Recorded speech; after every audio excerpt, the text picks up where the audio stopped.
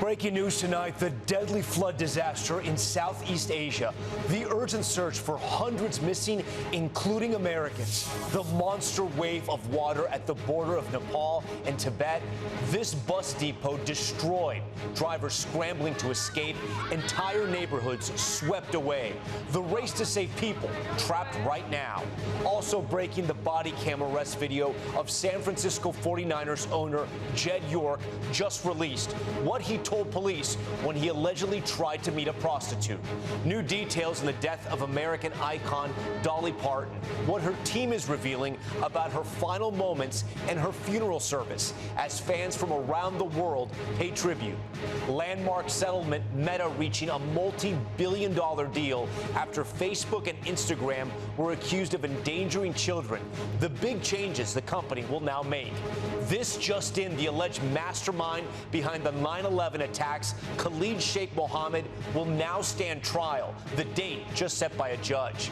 Breakthrough cancer drug, the groundbreaking treatment just approved by the FDA for one of the deadliest diseases. New twist in the Brian Kohberger case, the new court hearing to decide if he can take back his guilty plea in the Idaho University murders. Horror mass suspect finally caught, the cross-country takedown of the man accused of terrorizing people in Philadelphia. Remembering Tim Curry, the beloved actor known for his roles in the Rocky Horror Picture Show, Clue, and Home Alone 2, has passed away. Roadside rescue, a group of people lifting a car off a young girl trapped underneath. Nightly News starts right now. This is NBC Nightly News with Tom Llamas. And good evening. We thank you for joining us on this Wednesday night. We want to begin with that deadly flooding and the mudslides in Nepal and Tibet that wiped out entire towns and villages in a matter of seconds. And the images are devastating, with more than 150 people killed and hundreds still missing, including, according to Nepalese officials, dozens of American tourists. These are some of the horrifying moments of impact. You can see people running for their lives before water destroys everything in its path. In this clip shot from inside of a bus, you see it speeding away as waters rush in behind it, people outside trying to flee. And that same moment seen from above, the water washing away a bridge in its path, while another clip shows a house just crumbling to the ground. Rescuers getting people out any way they can, plucking them out by helicopter here, and this woman saved by a tractor caked in mud. It's still unclear what exactly caused the tsunami-like waves which hit the border area between Nepal and China's Tibet. Our Janice Mackey-Freyer is following the story. She starts us off tonight. Tonight, harrowing images from when the flooding hit. Passengers on a bus panicking as they watch people trying to outrun a monster wave. A surveillance camera on the Tibet side of the China-Nepal border showing crowds running for cover just before a building is wiped away by a wall of water. Tonight, the trail of destruction along the border catastrophic. Construction workers scrambling to escape as the wave barrels towards them. That red truck also trying to outrun the torrent of water, but eventually is swept away. Buses lined up on this parking garage, quickly destroyed. In Nepal, before and after images showing the overwhelming scale of destruction. Entire communities along the border submerged in water and mud, effectively erased. In all, hundreds are now missing, including nearly 300 foreign tourists. Nepal officials say dozens of Americans among them. The Nepal army has been deployed to the areas hardest hit. Many now buried in mud, this woman among the survivors. What caused the floods is still unclear, though officials believe an earthquake might have triggered an ice avalanche that unleashed disaster. Tonight, the State Department confirms at least 54 Americans are impacted by this disaster in Nepal. Here in China, officials say they are rushing in rescue teams, so this really is a race against the clock on both sides of the border. Tom? Janice Mackey-Freyer on that horrific natural disaster. Okay, Janice, we also have new information tonight about Dolly Parton's passing and how she wanted to be remembered. This as tributes pour in for the beloved musical icon from around the world. Joe Fryer is in Dollywood tonight with the latest. In the wake of Dolly Parton's death, her team revealing new details. After bravely facing a brief battle with cancer, Dolly departed her earthly life. Now, at her request, a small private funeral service will be held for immediate family. Today, her Dollywood theme park opened its doors, giving fans a place to gather together and honor the icon. A scene replicated across Sevier County, the place she was born and raised. How do you open up today and do your jobs like it's any other day? Made a promise to her that the show is going to go on. The Eli family traveled to Dollywood from Illinois. It's just a lot to take in. Somebody as famous as she is, and you just still feel like you just had her ripped out of your heart. The tribute spanned the globe, from Buckingham Palace, where 9 to 5 played during the changing of the guard, to the Empire State Building, bathed in Dolly pink. Jolene, Jolene, Jolene, Jolene. Her goddaughter, Miley Cyrus, writing, "The feeling of losing my Aunt Dolly is beyond what feels right to share," adding, "What I know is Dolly would want me to feel it, write a song about it, and then continue on and be strong." Though we may get a little more Dolly music down the road. She recorded a song locked away in a time capsule until 2045. For decades, Dolly charmed the world with both her wit and unwavering faith. I love everybody. I try to find the God light in everybody, and we all have it. Today at Dollywood, they posted these pink signs across the park, echoing what the singer declared for decades: "I will always love you."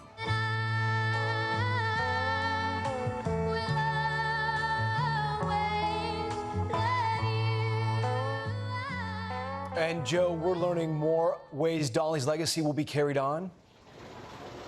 Yeah, Tom, her new hotel in Nashville is on track to start welcoming guests next month.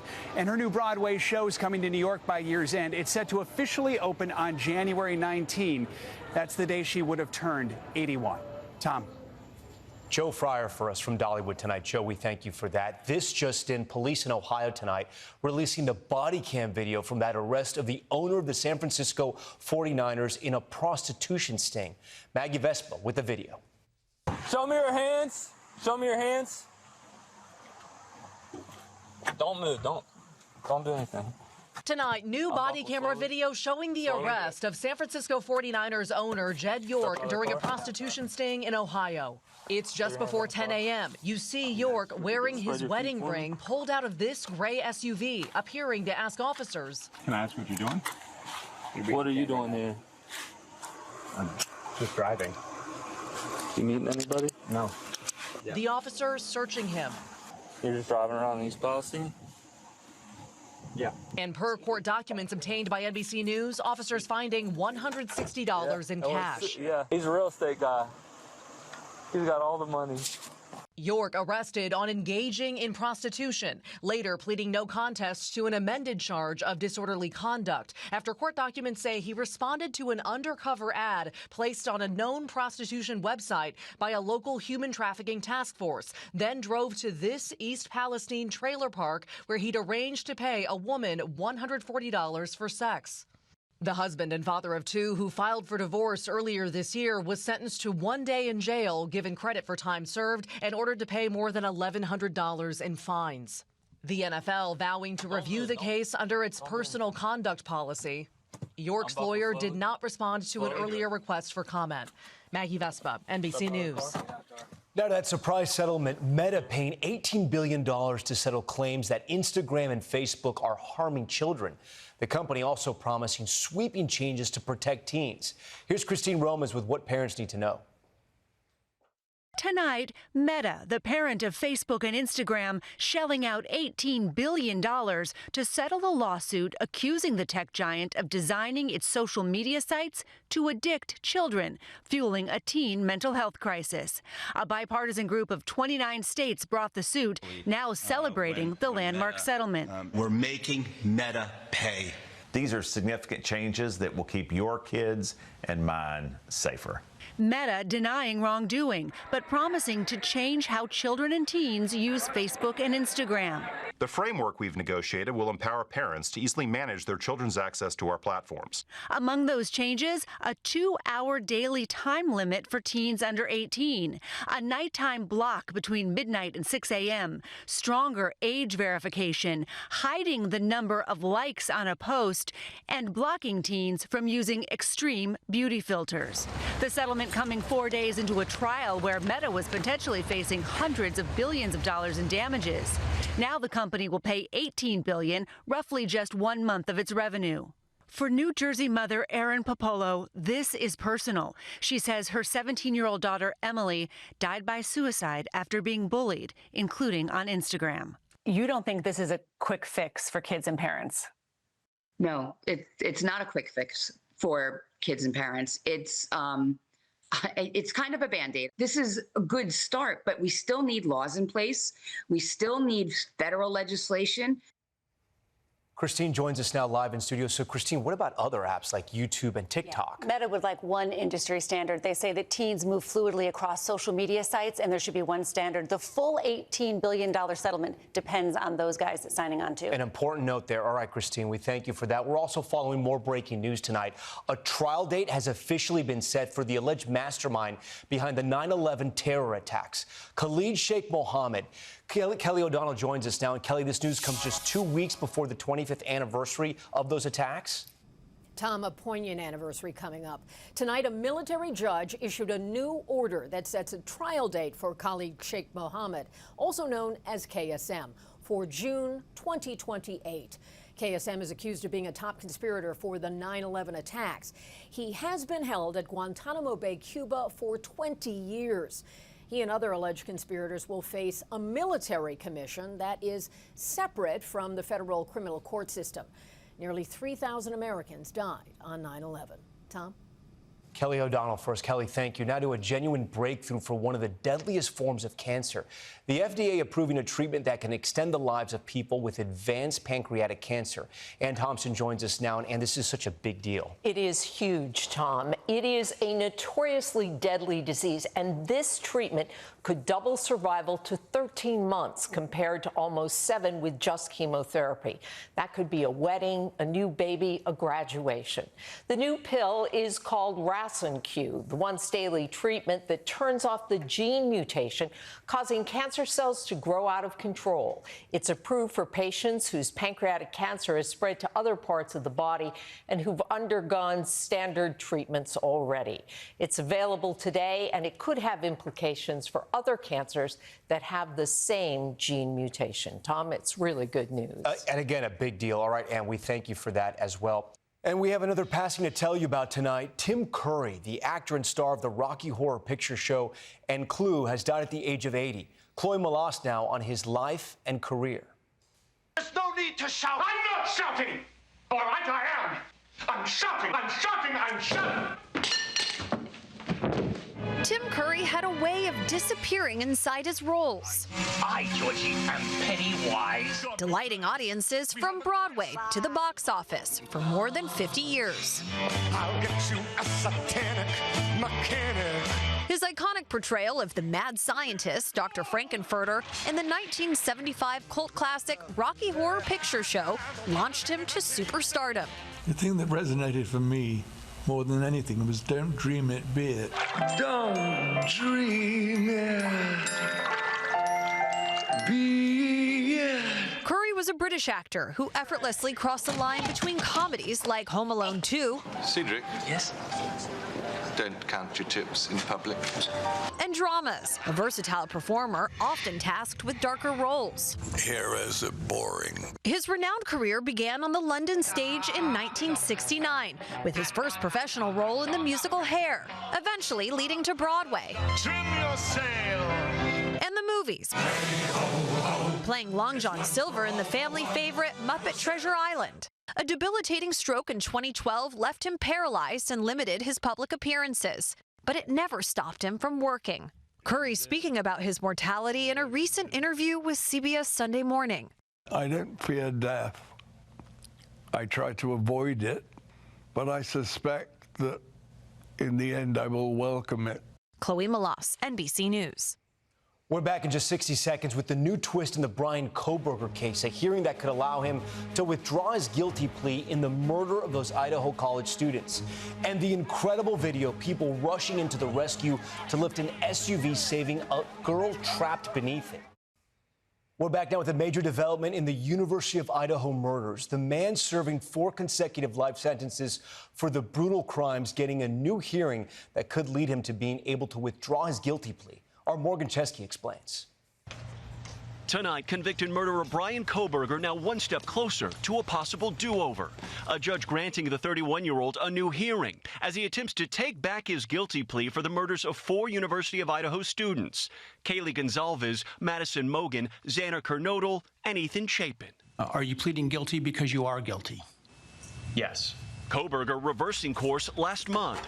Writing in a petition from prison, he was convinced to falsely confess, accusing his defense team of manipulation, claiming his plea, quote, was induced by unkept promises, allegations made without offering evidence.